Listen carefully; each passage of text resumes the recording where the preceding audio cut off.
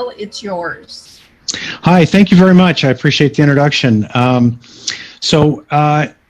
In 2008, a weekly open AA speaker meeting was created in Tulare County. For those of you that aren't familiar with the geography here, Tulare County is part of the Central Valley in California. It's largely an agricultural area, much more rural than the metropolitan areas that many of you may live in.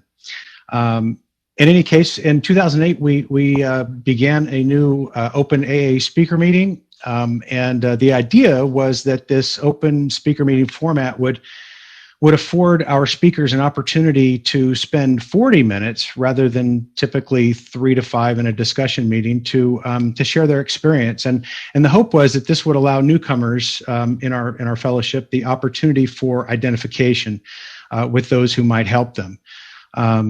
This group has attracted, on average, about 100 attendees each week, which is pretty large for our area. Over half of the attendees are in their first year of sobriety, and at least a third of them are residents in local treatment centers. Over the last 12 years, the leaders of this group have encountered many opportunities for growth, and most recently, the COVID-19 pandemic has afforded us some valuable opportunities to learn from and apply several of AA's traditions and concepts, and I hope to tell you just about a few of those. So I'll start with Tradition 5, which tells us that each group has but one primary purpose, to carry its message to the alcoholic who still suffers. From the beginning, we intentionally established relationships with the staff at our local treatment centers. We have a team of greeters, and we even, on our leadership team, have an outreach captain whose responsibility it is to maintain the relationship that we enjoy with the treatment centers. These efforts have proven important over the years in maintaining a safe and friendly environment for newcomers. And for one reason or another, it seems like that's not always an easy thing for alcoholics to do. So in March, most of our meeting spaces most of the facilities where our meetings were hosted were closed. And many of us were urged to shelter in place, especially those in high-risk categories. Now, initially, our group did continue to meet, and in an effort to include those in those high-risk categories who otherwise may not be attending in person, we did establish an account with a technology provider that allowed us to host these meetings, and we did so in a hybrid fashion, meaning that the people who attended locally in person would be able to come and attend the meeting, and we had a device there that allowed us to broadcast the meeting to those who would attend remotely. We only were able to maintain that hybrid format for a couple of weeks before the facility we were using closed. And so what we did is we worked with our central office and to get the word out about the online meeting. And in fact, we were even able to help them to develop an online meeting directory, which has grown substantially since then. One thing we've noticed is that the attendance in our meetings has dropped off significantly. So instead of 100 people, we might get 20 to 25, maybe sometimes 30 or 35. But certainly much less than we had been. And among the easily identified groups of attendees who were not showing up are the people who came from these local treatment centers. And we found out very quickly that they were quarantined to their facilities. And so through the relationships that we enjoyed with the treatment centers, we worked with the staff there to configure technology so that the treatment centers could attend our online meetings. This brings us to a mention of Tradition 9, which tells us that AA as such ought never be organized, but we may create service boards or committees directly responsible to those they serve. Ken did a fantastic job earlier talking about H&I, and following the developments I've been telling you about so far, I was attending a local H&I committee meeting when the question came up, as it did earlier today, about how the H&I committee could continue the work that we did with those who were confined, when for example, the treatment centers were closed to visitors. And so in that meeting, I mentioned that our group had established the technology, the ability to reach out to those in the treatment center. And so if nothing else, at least we had overcome that barrier, and that would give us the opportunity to at least overlook or overcome the technological concerns. It would perhaps just be a matter of simplifying that element of the panels. However, there are some very important policies that drive the H&I committee activities, and for some additional requirements, but we were able to at least simplify, again, those technology elements. So this turns me now to Tradition 4, which says that each group should be autonomous except in matters affecting other groups or AA as a whole. And initially, there were some questions about whether or not what this speaker meeting was doing with the treatment centers was in conflict with the H&I policies. For example, were we having orientation meetings, or did we address approved visitor rosters? But given the established relationships that we had with the treatment centers and the attendance, the long-standing attendance of those at our meetings, those concerns were resolved.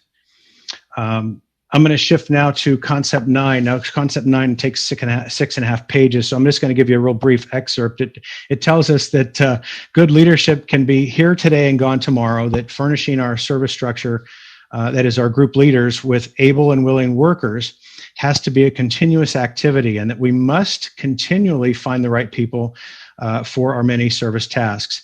And so in an effort to prepare the candidates who had expressed an interest in serving our meeting, we created a document that defines each elected position, their responsibilities, the terms, the suggested sobriety time. And among the responsibilities for each servant is to train a replacement.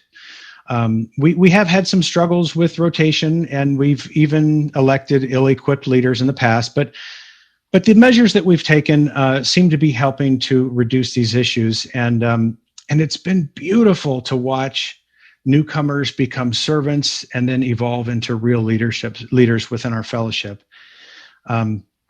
This turns me now to Tradition 1.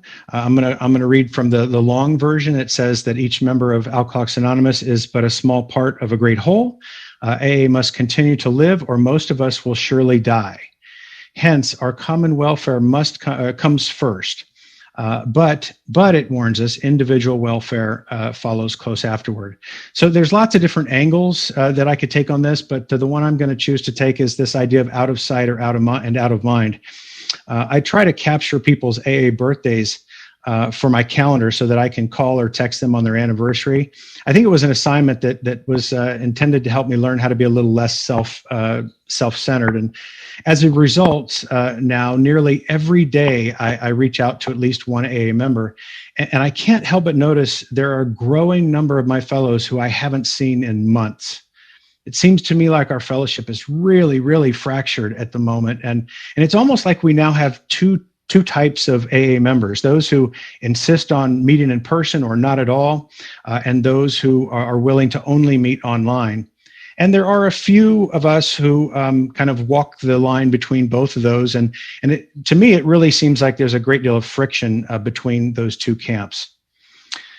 So I continue to hear a lot of belly aching about the Zoom meetings, and I suppose I should expect this because my default instinct is to be chronically discontent. And I suspect that my optimism for online fellowship is influenced by my exposure to online technology at work. I do believe, however, that some part of my optimism for technology we're relying upon today are the vast resources that it makes available, the flexibility it affords, and most importantly, the newcomers, the number of newcomers it's put in my path. I'm working with more newcomers in this digital age than I have in recent years, and I don't know what this normal is going to look like, but I do hope that that we don't lose some of the great benefits that this digital age has brought about.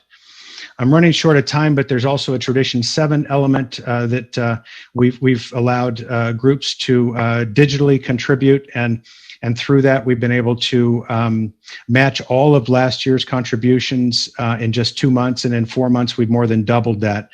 So I do see some great things ahead, and I want to thank you for the opportunity to participate in this unique conference. So thank you very much. Thank you so much, Bill. Now I am going to introduce our next speaker, Jennifer D. from Wilmington, North Carolina, speaking on finance and romance in AA's digital age. Jennifer, if you would unmute yourself. Yes, ma'am. Thank you. I'm Jennifer. I'm an alcoholic.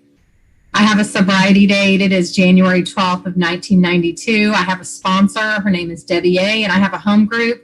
We meet Mondays and Thursdays at 7 o'clock in Wilmington, North Carolina, virtually right now. So feel free to reach out, and I can send you that Zoom information if you're interested in coming. I want to say thank you so much for inviting me to be a part of this conference. I hate that earlier I wasn't able to hear Rogelio and the other speakers. I got to serve with Rogelio, and I actually pulled up a picture of him. I was going to do a screen share, but I don't think he's on, and it would only be really funny if he was on. So, but, you know, I've seen a lot of great people on here that are friends that I've met along the way through service. And one of the things I love about involvement in Alcoholics Anonymous are the human beings that I get to meet along the way. Because service has offered me this opportunity to be surrounded with people who love AA the way that I love AA. And so when I saw the title, you know, romance and finance, I thought, I don't know how I'm going to, you know, I'm not going to do my sex inventory on here, so I don't know how I'm going to tie this in, right? But I will tell you that the thing that I love more than anything in this world is Alcoholics Anonymous. And the reason I think that the traditions are so important to me and is because they're the aspect that have afforded me the opportunity to see that I love AA more than I love myself, right? Like, and I love me more than I love anybody, right? The first thing I think of when I wake up in the morning, it's this one, you know, it's not any of you. But what's happened through the process of service is I've sat in meetings and thought, I've had a great idea and thought, this might not be what's best for AA.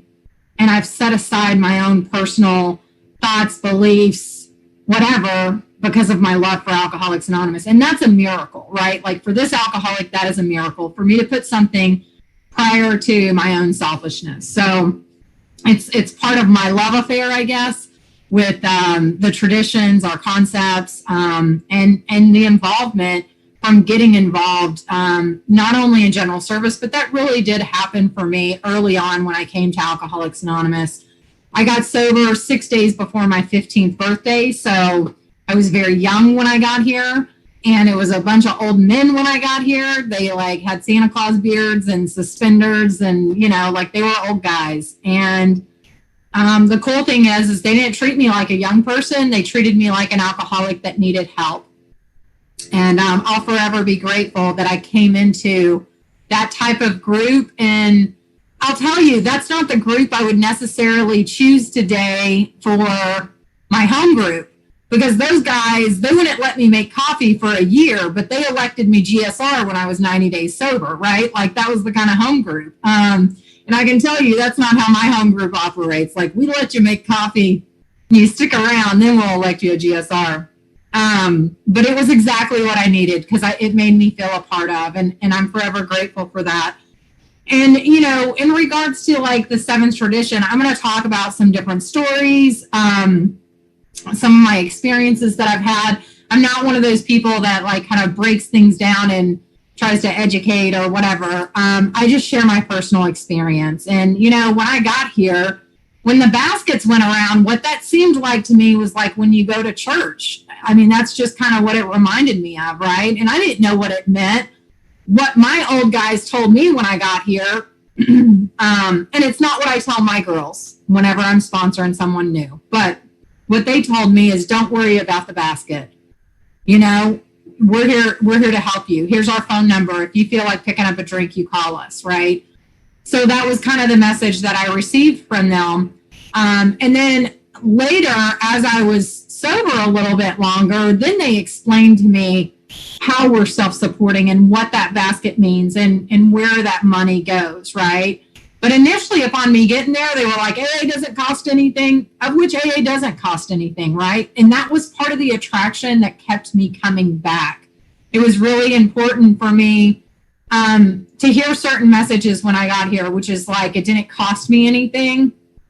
Y'all weren't asking for anything. Like, I kept going home and going, why do these old men keep telling me they love me? What do they want? You know, I just knew that, like, at some point in time, people were going to want something from me, because, like, the way that I had been living my life is there was always something that you gave up for, you know, like, there was always some form of payment that you had to make, and nothing was free.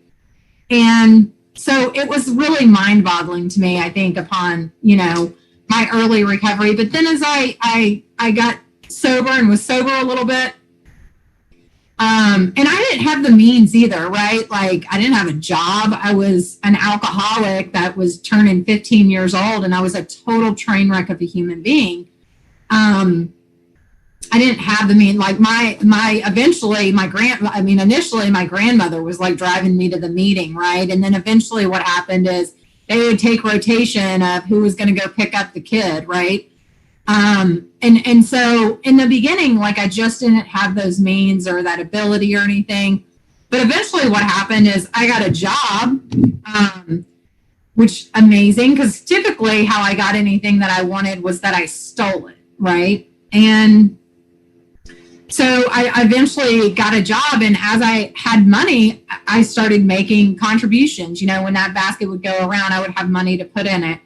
And it wasn't ever anything in that first home group that the traditions were stressed in a way. I learned a lot about the traditions, not knowing I was learning about the traditions. And it wasn't until I got more involved in service that I really was able to start putting together these pieces of these messages that had been given to me that I didn't know were, oh, that's that tradition. But when I moved to North Carolina, I had about 3.5 years sober. And when I got here, I was like, these poor people are going to get drunk, you know? And through a series of events, what happened is I got involved in service in a way that I'd never been involved in service before. I was one of those people in the beginning. I was kind of more of a taker. I went to conferences. I didn't help put conferences on. And when I moved here, I got set on fire for service. And one of my heroes, I went and heard him speak, and he said to me, if I'm in a meeting and I'm not hearing the message I want to hear, it's my responsibility to share that message. And so I thought, I'm going to go to a conference, because in Texas, we always went to conferences, and I'm going to go to a conference, and that's going to get me kind of connected. And man, did it. Because what happened is I went to a young people's conference, and I'd never been to a young people's conference. My BFFs, when I was 15, 16, 17, 18 years old, were 60, 70-year-old men, right? Like, I didn't even know how to talk to people my own age. I really had, when I went to school, I left, I went to work. I did not interact with people my own age. And so I go to this conference, and it's all these crazy young people, and they're hooting and hollering. And like, I was like, these are my people. I was so excited. I never met other young people that had been sober. And so we put a bid on this conference, and they gave it to us, right? So like, now I'm a part of a committee. I didn't even know anybody when I went to the conference, and I'm a part of a committee, right? So I come home, and so this starts my journey of like really practical application of the traditions. And so on this committee, we were talking about how we could have events to help fund the conference, but bring awareness and let everybody know that the conference is going to be here and that sort of thing. And so we were throwing around ideas of how we were going to have these things, right? And I'm in the meeting, and I'm thinking, and I thought about this thing that we had done when I was in high school, and I wasn't really a part of it. I just knew it happened, and I thought it was funny. And I thought, man, that'd be great. We'd make a ton of money if we did this. And what it is it's called a topless car wash. And what you do is you wash everything except the top of the car. But you know, you have big signs, and it says topless car wash. So I was like, yeah, all of us girls can get, you know, out on the sign with signs out on the street, you know, topless car wash. So I bring this idea up at the group, and they were like, Jennifer, we can't do that. I'm like, why? And they were like, we can't accept outside contributions. And I was like, oh my God, I'm such an idiot, right? So like that was, and the thing too is I think a lot of times, especially like the longer that I'm sober and the more information I know, like I become an expert, right? And so when people say things that are just absolutely to someone who does know what our traditions mean and know what's happening, how we respond to them is important. And my experience is I've been surrounded by great leaders in AA, and they never treated me like I was totally stupid. They just kind of explained to me like, no, we can't do this, and this is why we can't do this. But I often also see people in AA who aren't so kind. And I can tell you, there's oftentimes my mind is not so kind either when I'm like, what are they thinking? Like, that's the dumbest thing that I've ever heard. But what I realized, and I realized this through my service because I served on the intergroup board at one point in time as a board member. And man, they were constantly coming up with ideas. And I'm like, do you people not know the traditions? Like, this is not within our traditions. I'm constantly and what I realized is that none of these human beings woke up and said, you know, I'm going to see how I can take AA down today, right? Like, they're not coming from this intention in this place to like burn us down. They're really coming from this place of like, how do we solve this problem? And they're just trying to throw out ideas and problem solve, right? Like come up with a solution. But our traditions are what keep us in line spiritually to what the vision Bill had for us, right? And why are we doing these things? So, you know, my first encounter of like not accepting, you know, outside contributions came as a result of me throwing out an idea of, you know, something that would be in direct conflict. Because if you read the long form, which I love the long form of our traditions because I feel like it really goes into depth, but it says the AA groups themselves ought to be fully supported by the voluntary contributions of their own members. We think that each group should soon achieve this ideal, that any public solicitation of funds using the name of Alcoholics Anonymous is highly dangerous, whether by groups, clubs, hospitals, or outside agencies. That acceptance of large gifts from any source or of contributions carrying any obligation whatever is unwise. Then, too, we view with much concern those AA treasuries which continue beyond prudent reserves to accumulate funds for no stated AA purpose. Experience has often warned us that nothing can so surely destroy our spiritual heritage as futile disputes over property, money, and authority. And so the reason why that became so helpful is because later on in my service, and of course we didn't have the topless car wash. We probably just had a dance or a, you know, pig picking or something like that, right? But I learned something. And so I continued on in this service and I continued serving on young people's committees and conferences. And eventually what happened is this boy that I had a crush on told me I should be a GSR. And so off I went to be the best GSR that's ever lived, right? Like I got my service manual and I'm ready to go. And, you know, and again, like the layers of the onion just go deeper, right? Like my experience on every aspect of service that I've been involved in, the foundation for me was young people's service. And what that did was prepared me to be such a great leader and to be really well at serving on committees and not taking things personal. Because here are like my friends that I'm hanging out with and I'm looking across the room thinking somebody's a complete idiot.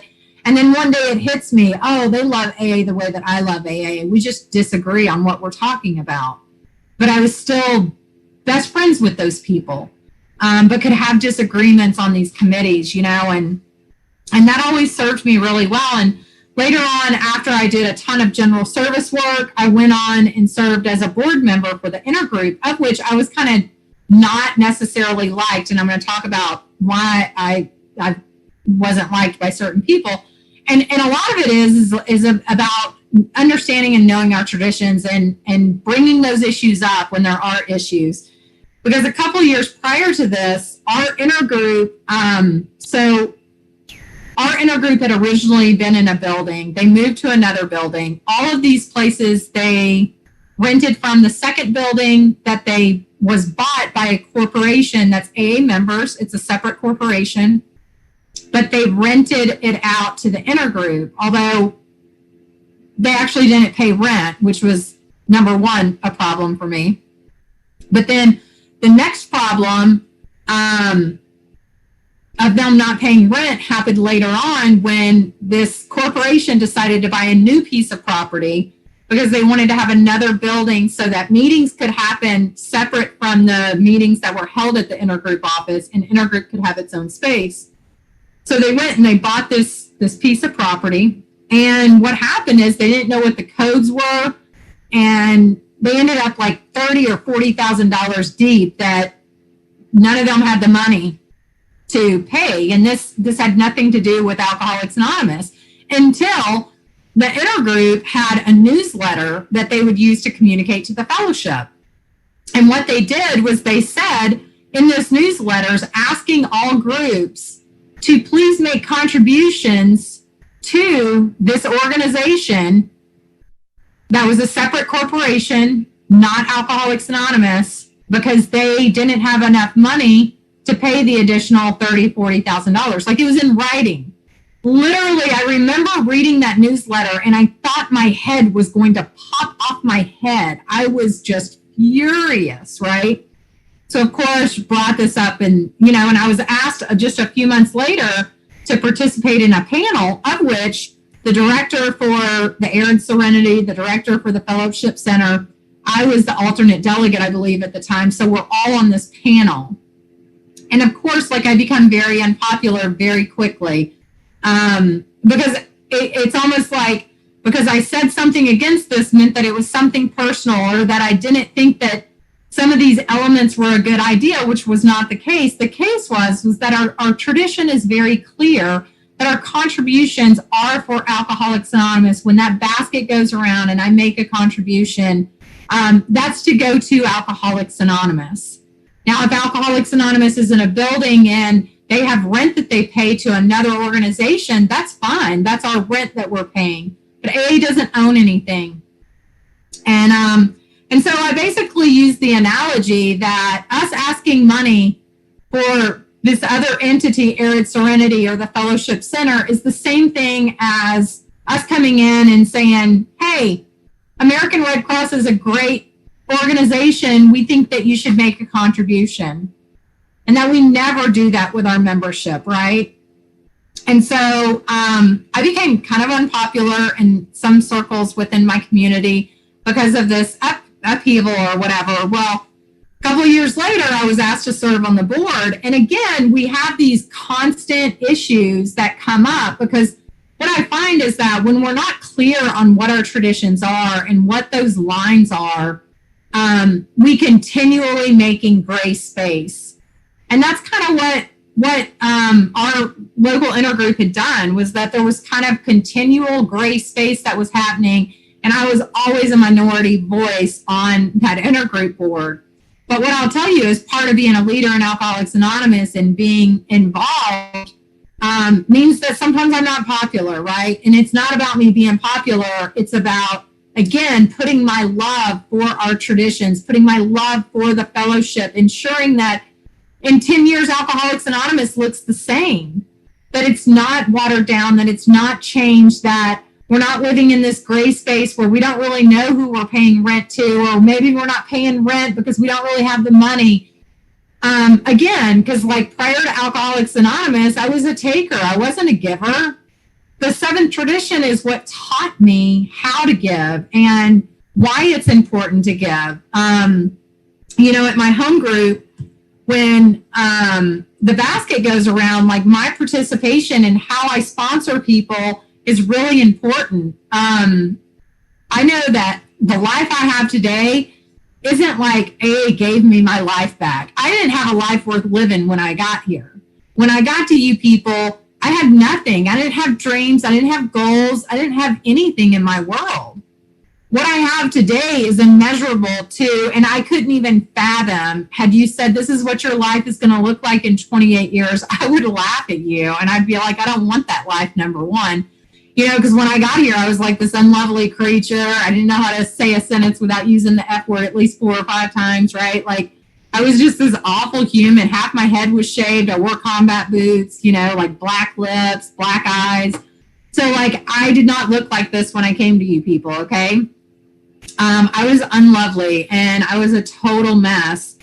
But y'all taught me the spiritual significance behind the participation, and how awesome is it that we as a fellowship don't accept money from outside sources, that our call to action in terms of what our services are and that money that is in the basket and where it goes. And I think that when I served as delegate, that was one of the things that opened me up in a way that I'd never been that open to. Like, I knew we had services that GSO, performed certain services or whatever. But once you serve and you go to conference and you meet people from other countries and you see everything that the office does, it's like this mind-blowing perspective shift and change. Because at every home group I've ever been a part of, we have our group conscience that we decide where the funds that, from passing the basket, where that money goes. Of course, we have to pay our own personal rent. We get our cookies and, we do other things within our group with the funds that we need. And then what's left over, we send off to our district, our area, and to the general service office. And my particular home group, we don't contribute to our intergroup because of some of the reasons that I've just, explained. And there's been times that we voted to start contributing to intergroup because we thought like, hey, I think they're turning things around. And until we see otherwise, we'll contribute. And then we see otherwise, and then we stop our contribution again, because the power of the purse in terms of our vote, sometimes when our vote isn't heard in the minority voice, we do that with our pocketbook, right? We do that by saying this is, and we're always very upfront about like, this is why we've decided not to make contributions. And we've had lots of discussions about that. But then when that money goes to the area, like where do they spend that money? What are they doing with that? Well, at area assemblies, they talk about public information and corrections, and that our different service entities that our local members are going out and performing these services for us to make sure that that message of AA is getting out. And of course, at the office, there are tons of services, public service announcements, pamphlets, books, literature. So a couple of stories when I was delegate that I shared with my area, because I felt like it was important. Well, number one, I shifted how I contributed. And the reason why, anyone who knows me knows, like, I'm about action. I don't like sharing sessions. I like action. What are we going to vote? What are we going to do to make changes to move forward in a positive direction for Alcoholics Anonymous? I'm just an action-oriented gal. Well, that changed a little bit. Although I will say, like, my personality type, I'm still all about the action. I'm like, let's get down. Can we skip all of this stuff? Like, I just can't help that about my personality. But a really interesting thing happened at conference, because we had this sharing session of which I'm like, this is a waste of time. We should be doing actionable items. We only have 5 days to do all this business. But we're there and we're sitting there talking, and it was a seventh tradition type of sharing session, and there was probably 12 to 15 delegates, I think, in the room, something like that. And someone talked about, well, the 5-2 rule is what I go by or something. And I'm like, what is he talking about, the 5-2 rule? Like, I haven't ever heard of this rule. And he said, well, what I've always been told is when I'm in my home group, I make a contribution of $5 every night that I have a meeting in my home group. And when I'm at any other meeting, I make a $2 contribution at any meeting that I go to. And I was like, I had never heard that before. But I really liked it. I liked the principle behind it in terms of the cost of our services are very different today than what they used to be. The cost per member, my screen keeps changing. It's driving me crazy. I'm sorry. I don't like looking at myself. I like looking at all you guys. It helps me. And then I pop up and I'm like, oh my God. the price per member in terms of the cost of services that it costs for the General Service Office, when they look at how much our membership is, in 1948, it was $1.50 per member.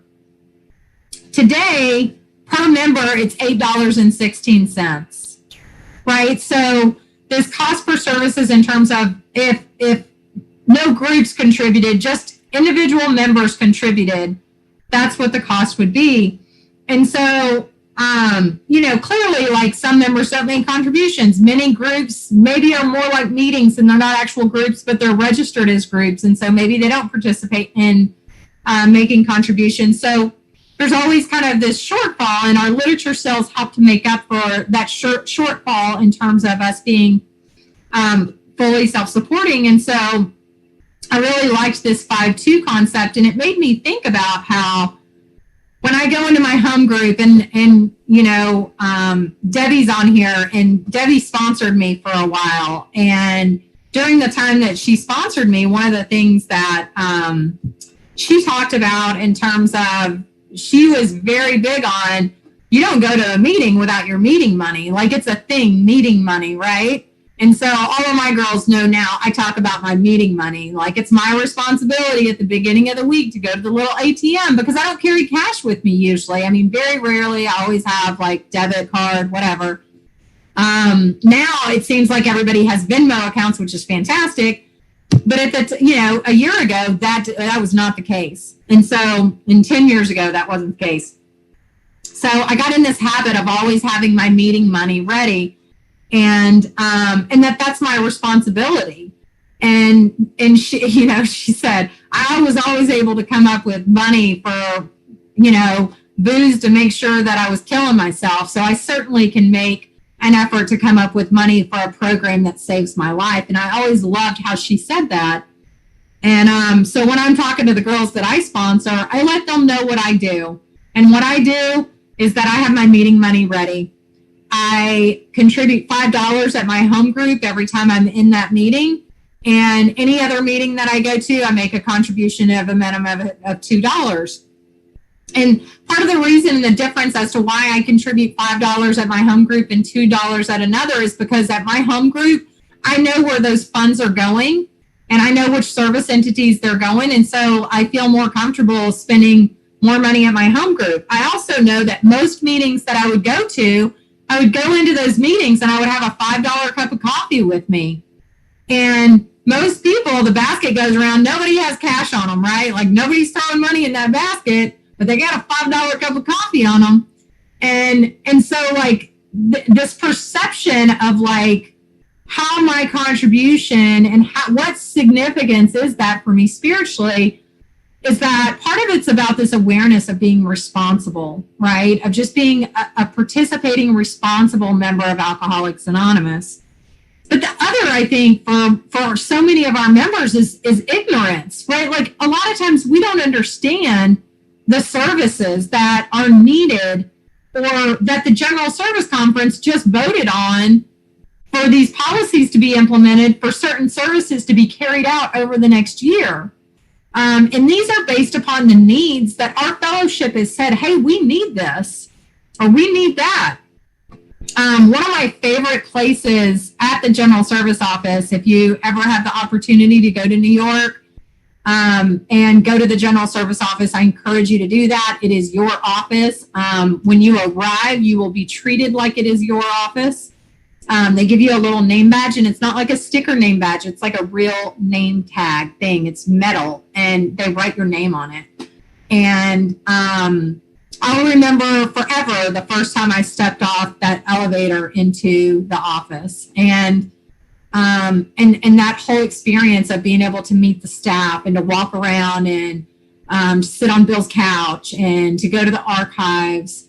And one of my heroes in AA, mentors in AA, always talked about his favorite place, and his favorite place was the mailroom. And I have to say that my favorite place is also the mailroom.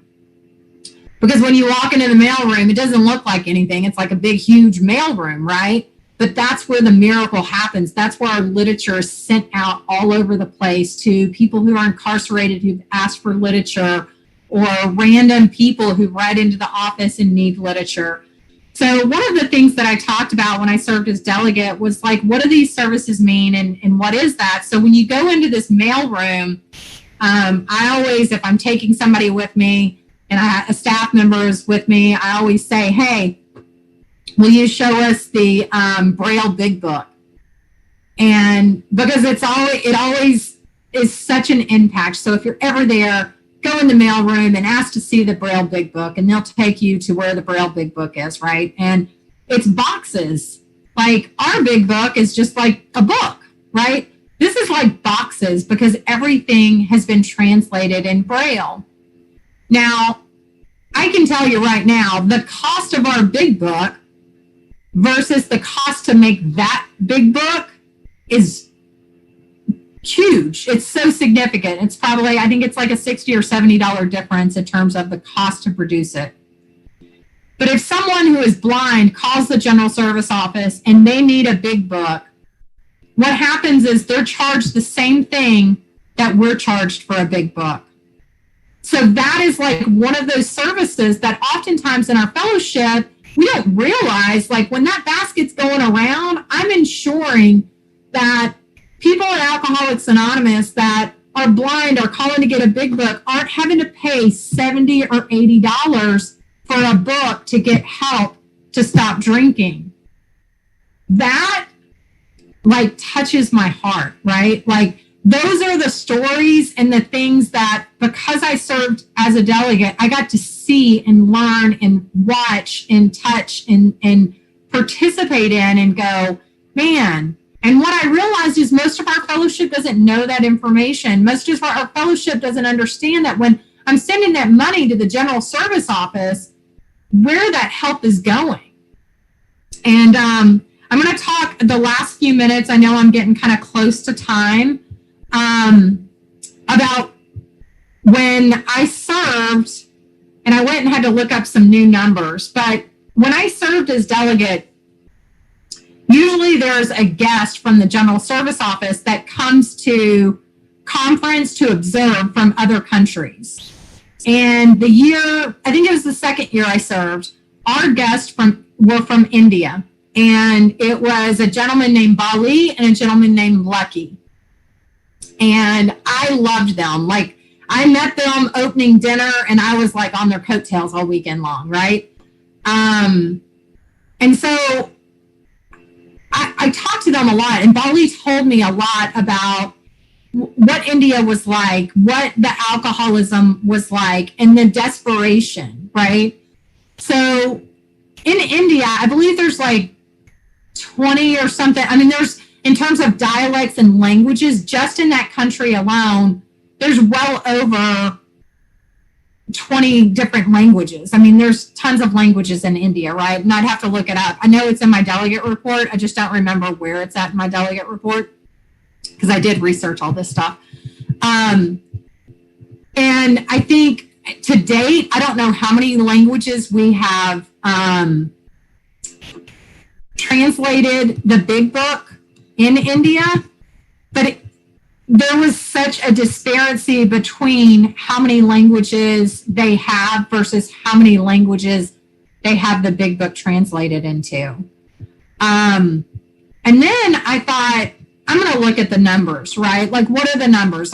So I'm very practical in terms of kind of analytical when I start looking at data. And so in the United States and Canada, there's our population is about 357 million. In Alcoholics Anonymous, our estimated population of membership is, around 2 million. So in 2012, when I served, the membership in India was under 25,000. The population in India is 1.3 billion. And they have less than 25,000 people that were sober, right? So this hurt my heart, and he told me about how people were drinking themselves to death and dying of alcoholism with no ability to know that there was a solution or help. India is the largest whiskey consumption in the world. In 2014, they consumed 1.5 billion liters, The US the same year consumed 462 million. So when you think about like million to billion and you're going from hundreds to, I mean, it's just crazy in terms of the numbers. And so it made me realize when we talk about, when we translate a big book in Alcoholics Anonymous, I look in my meeting book and I go, I mean, there's 150 meetings a week I can go to easy. And that's if we're in person. Right now, you can go to a meeting every hour on the hour, 24/7, right? But like, if someone doesn't have the message of Alcoholics Anonymous, they don't know to go to Zoom. They don't know where their meetings are locally. And when you think of a country of 1.3 billion people and only 25,000 have received this message of hope, what that looks like and what that looked like for me, you know, prior to coming to Alcoholics Anonymous. And I think about the end of my drinking and the hopelessness. That is what I want to ensure is carried into other countries, that they get the message, that there's not children dying because their parents have died of alcoholism right next to them, right? Because our disease will never change. We will never get rid of like the stigma of alcoholism. You know why? Because it is not nice. Nothing about it is nice. What we do is we steal from people, we cheat people, we lie to make sure that alcohol is in our bodies, right? Like people are damaged. And what Alcoholics Anonymous gives us is this hope. It gives us hope for life. It gives us the ability to become people we never thought that we could become, and to go out in our communities and make an impact on people's lives. And so when you look at other countries and you look at places that haven't been given the hope and they're just left to die in that alcoholism, and it's not even so much about the death, right? The death is the end result no matter what, but what if they live 20 years suffering? Because I know the end of my drinking, had I not died and continued to live for another 20 to 30 years in that hopelessness, it's horrible. Like no state of person should ever have to be in that space. And what I want is to ensure that that message is carried. I want to make sure that our message stays within what the fellowship desires, right? That when we create policies and we create literature, that it conveys the message of hope that was given to me when I got to Alcoholics Anonymous. I want to see if I left anything out that I wanted to talk about. So before I close, I want to, and you know, so this year, like our fellowship in terms of like how we contribute, why we contribute, like that's shifted a little bit because we're not, most of us aren't in-person meeting, and you know, how we participate in the seventh tradition has shifted. And I know for me, like, you know, when we first went into quarantine, it was like we had the Venmo, but it was like inexpensive for our Zoom account that we had. And, you know, we had plenty of money in the bank, and I wasn't making, you know, like the contributions normally, like through the Venmo. I would just was like, well, we don't have anything kind of going on. Like, hello, what about our general service office? Because as you know, in May, what happened is there was a call to the fellowship saying that there's a $700,000 shortfall in, you know, the contributions to the cost of the services, because our staff are still working from home right now. We've had to furlough certain employees. Like there's certain things that have happened as a result of this pandemic, how all companies have been impacted. And, you know, we at my home group decided when we looked at all of our service entities, when we're making our distribution, we're heavy at GSO right now because our other service entities are above where they should be in terms of expenses and where they're projected to be by the end of the year. But the general service office isn't.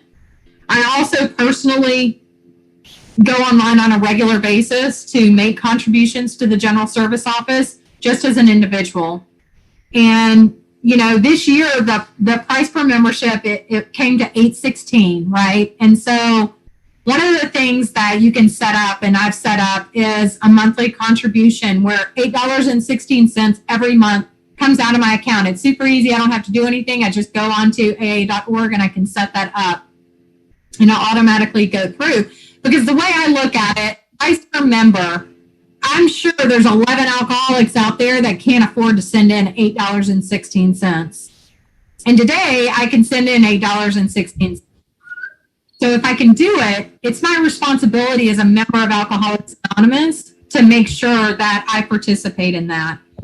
I want to read this sentence really quick and then I'm going to be done. I think I've got like 6 minutes, but I'll probably wrap up a few minutes early. Well, I don't know. We'll see. You know, I say that and then I keep talking. So this is out of Language of the Heart. And it says, yes, we AAs were once a burden on everybody. We were takers. Now that we are sober and by the grace of God have become responsible citizens of the world, why shouldn't we now about face and become thankful givers? Yet it's high time we did.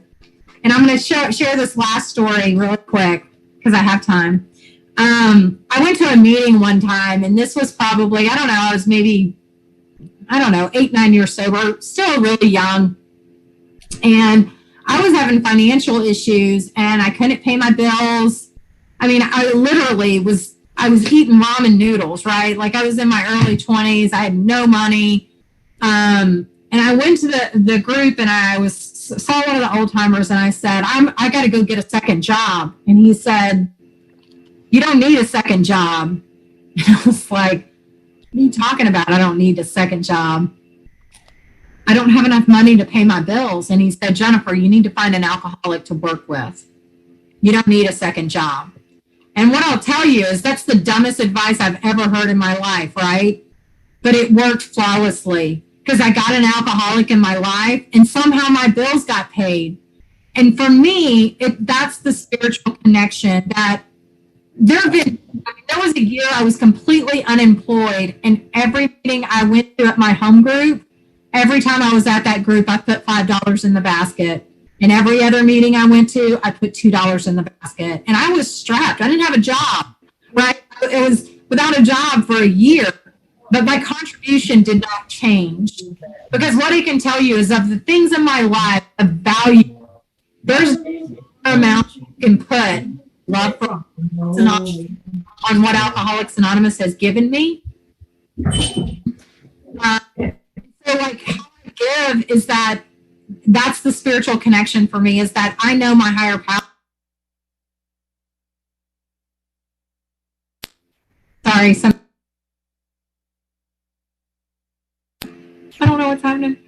I know somebody else was unmuted, so they probably muted me, trying to get everybody else muted. But, you know, my connection with my group and my higher power, it is intertwined in how I give at my home group. And it's not about like a church type of giving where the basket goes around and this obligation. It's about my desire and need and want to participate in the solution of Alcoholics Anonymous. I am a member. Another thing that I do, like I don't really read the Grapevine. I was actually on the Grapevine conference committee when I was delegate. I ended up being elected chair, which is kind of funny because I'd never read a Grapevine before until I wrote an article on the Grapevine, and then I read that one, right? But so like but what I do is I participate by subscribing to the Grapevine. And what I do with that Grapevine is I take it to our homeless shelter that my home group that we support. My home group buys a subscription for the Salvation Army, and I take my subscription to the Salvation Army because I'm a member of Alcoholics Anonymous. And last time I checked, it is our magazine in print, right? Like it as a fellowship, we have said we want this thing. So like if we want it, then as a member, it's my responsibility to participate fully. And so that's another thing in terms of just contribution, how I do that. Anyway, I think I'm done. Thank you guys so much. It's so important right now to be of service and to participate. And I can't tell you how great it is to see all the people that I haven't met, but also so many of the people that I love and adore. And thank you for my little service button. I love it. It is so cute. I can't wait to be in person and show people because they're going to be jealous.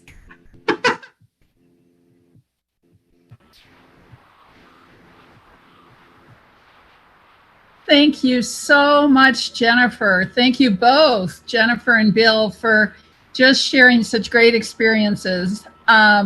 So please help me thank Bill again. And Jennifer, thank you for your share.